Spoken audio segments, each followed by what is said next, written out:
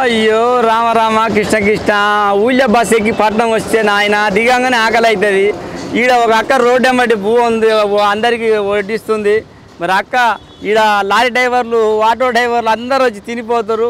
మరి ఈడ ఎందుకు తింటారు? తక్కువ ధర ఎక్కువ ధర? మరి ఈడ పువ్వు బాగుంటుందంట, కార్మికులు పని చేసుకునే వాళ్ళంతా ఈడ తినిపోతారు.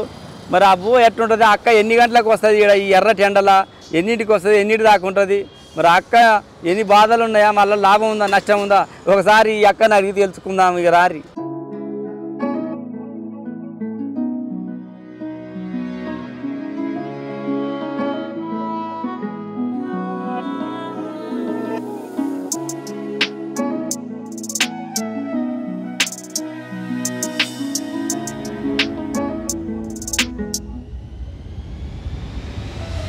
ఇప్పుడు మరి అక్క భోజనం గురించి అక్క బాగానే చెప్తుంది. మరి ఆడ భోజనం చేసే వాళ్ళు కూడా మరి వాళ్ళ మాటలు అడిగి తెలుసుకుందాం. మంచిగా ఉంది వచ్చేట ఉప్పు కారం ఎట్టుంది అడిగి తెలుసుకుందాం. అన్న ఎట్టుంది భోజనం? ఇక్కడ అన్నం పర్వాలేదు, 80 రూపాయలు. నేను దాల్ రైస్ తిన్నా, ఒక కర్రీ వేసింది, అది బీరకాయ కూర, సాంబారు, పెరుగు, ఇంకా దీన్ని ఏమంటారు పప్పు, మొత్తం 5-6 ఐటమ్స్ ఉన్నాయి.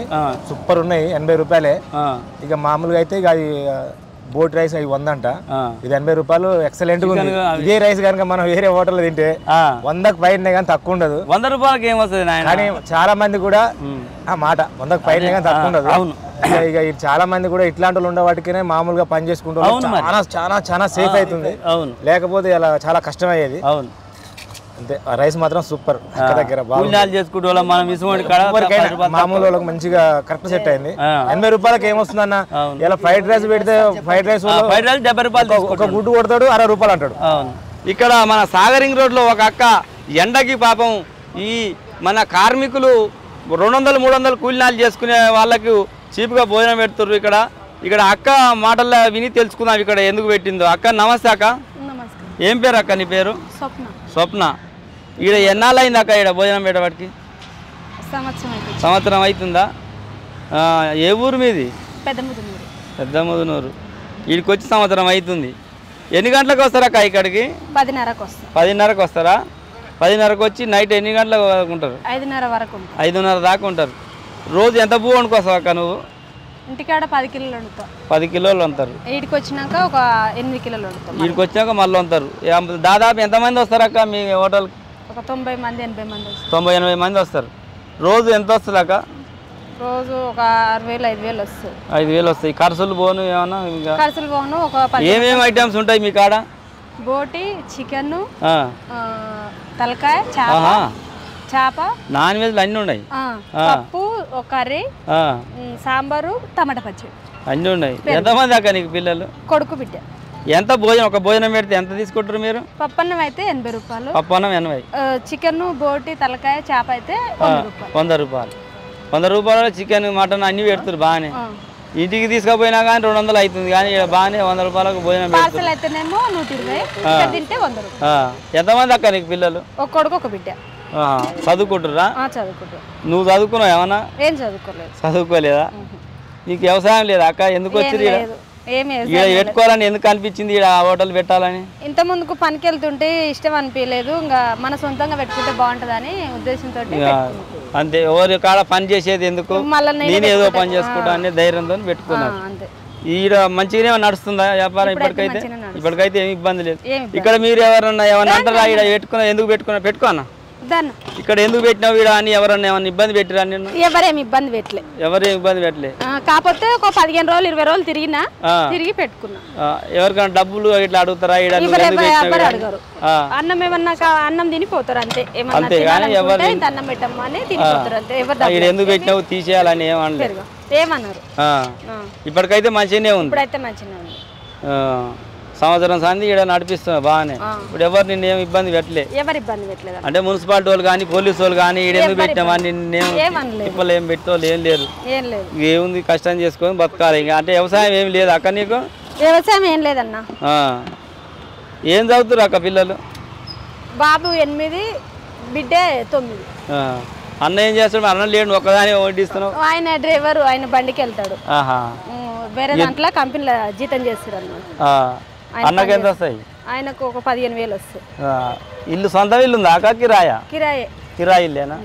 ఎట్లా వాటర్ కరెంటు అన్ని ఫ్రీనా ఎట్లా? ఏం లేదు, కరెంట్ బిల్లు కిరాయి 5,000, కరెంట్ బిల్లు అన్ని మనమే కట్టుకోవాలి. అన్ని మన కిరాయిలు? కిరాయిలే.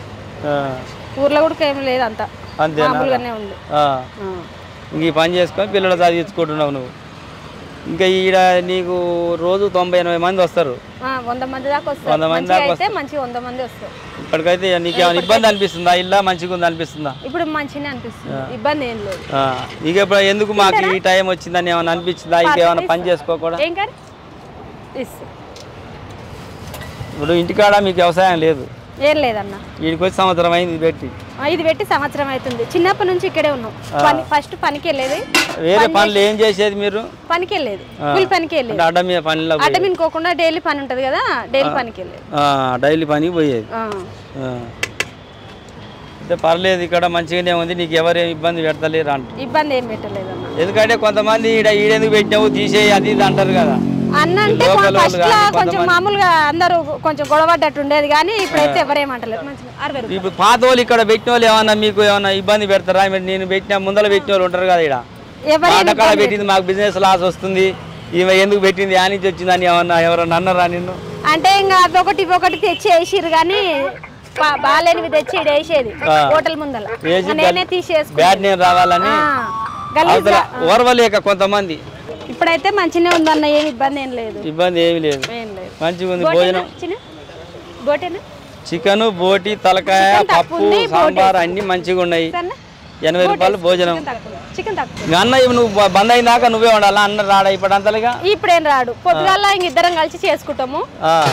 పొద్దునే టిఫిన్ కూడా పెడతారా అక్క? టిఫిన్ ఏం పెట్టాను, అన్నమే. అన్నం ఒకటే 10:30కి అట్లా వచ్చేస్తా. 10:30కు వండుకొని వస్తారు ఇంటికాడనే వండుకొని 5 గంటలకు లేచి. ఎన్ని గంటలకు లేచి ఉంటారు? 5 గంటలకు లేస్తా. 5 గంటలు లేచి అన్నం కూరలు అన్ని వండుకోవాలి. మరి పిల్లలకు బయటకు తోలాలా? మరి వాళ్ళకు ఎవరు సవరిస్తారు? ఇంటికాడ ఎవరు అమ్మ నాన్నరా? ఇంటికాడ అమ్మ నాన్న ఏం లేరు, మామయ్య చచ్చిపోయిండు, అత్తమ్మ ఉంటది, ఇద్దరమే ఉంటాం. ముగ్గురం, నా 2 పిల్లలు, మా అత్తమ్మ, మా ఆయన. హైదరాబాద్ రాకముందు మీరు ఇంటికాడ ఏం చేసేది అక్క? హైదరాబాద్ రాకముందుకు ఇంటికాడ ఎప్పుడు ఉండలే, ఇక్కడ ఉప్పల్లో ఉన్నాం.